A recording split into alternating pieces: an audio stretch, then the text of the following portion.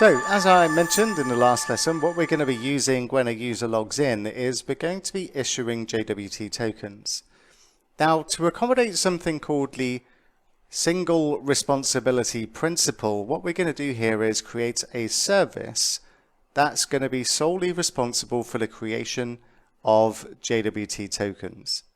It's not going to issue the tokens, that's going to be the job of our account controller. All it's going to do is receive a user, an app user, and it's going to create a token for that user and return it to the account controller.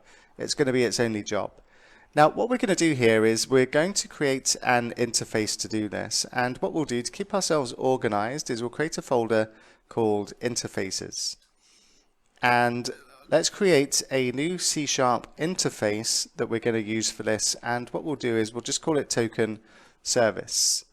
Now we've not used an interface yet, so what an interface is kind of like a contract between itself and any class that implements it.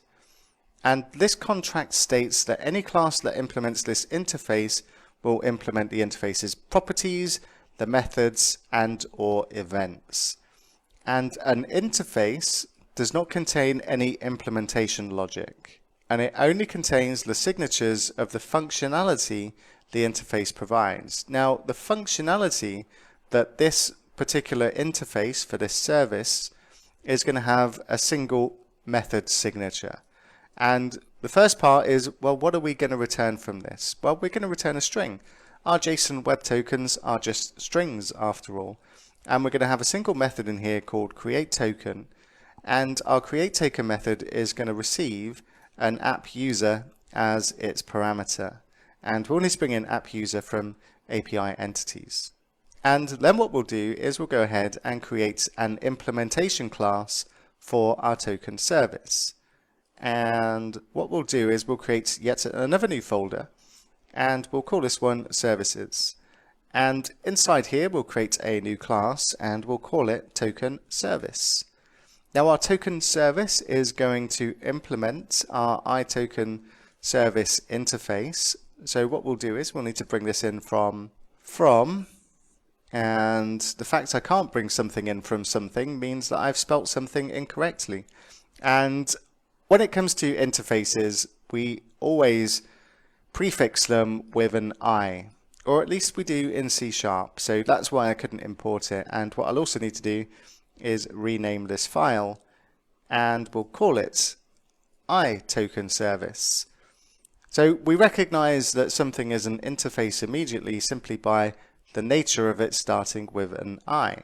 So if I go back to the token service, what we should be able to do now is bring in the using API interfaces, and then what we can do is we'll get an error, and that's because we need to go ahead and implement this interface. And then what we can do, we'll deal with the actual logic inside here in the next lesson. But what we'll do is we'll go to our startup class and we'll add our service into our dependency injection container.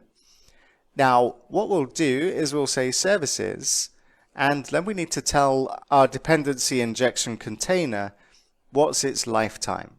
How long should this service be alive for after we start it? Now there's three options for this. One of them is to add the service as a singleton. And if we take a look at the description, well, it doesn't tell us very much. But a singleton, when it's created or instantiated, is created and then it doesn't stop until our application stops. So it continues to use resources. Not really appropriate for something like a service where we just want to create a token, and once the token is created, well, we don't need that service around anymore. So a singleton is no good for this.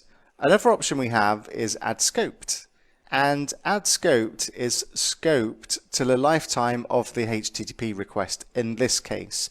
Because we're using this inside an API controller, when a request comes in and we have this service injected into that particular controller, then a new instance of this service is created, and when the request is finished, the service is disposed. So this is the one that we're going to use almost all the time.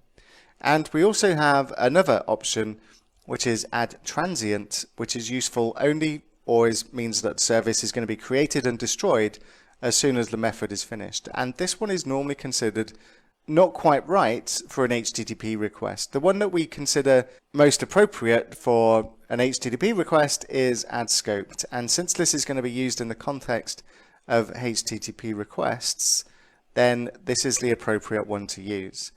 In fact, this is the one that we're going to use all the time, except for a few special cases that we'll talk about later on in the course. For the most part, when it's dealing with APIs and HTTP requests, we typically want to scope our services to the lifetime of that request. So in order to use this, what we need to do is specify the interface, the iToken service interface, and the token service. And then we'll just need to bring in the different namespaces. So using API interfaces and using API services. Now, is the interface strictly necessary? Do we need an interface for our token service? Well, that's a really good question.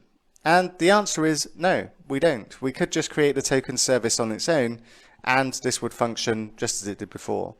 The reason for creating interfaces is twofold, really. One, testing. It's very easy to mock an interface. We don't need to implement anything in the interface. All we need is the signature of the method, and then we can mock its behavior when it comes to testing our application.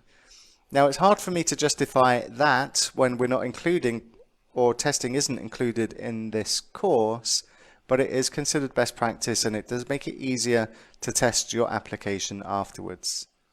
The second reason, by the way, is simply it's best practice. When we do have interfaces, they're just available, and we can go ahead and test them whenever we want. So testing is the main reason for creating an interface. But like I say, it would work just fine if you just created the token service implementation on its own. So what we'll take a look at next is actually implementing the token handler and how we can create JWT tokens.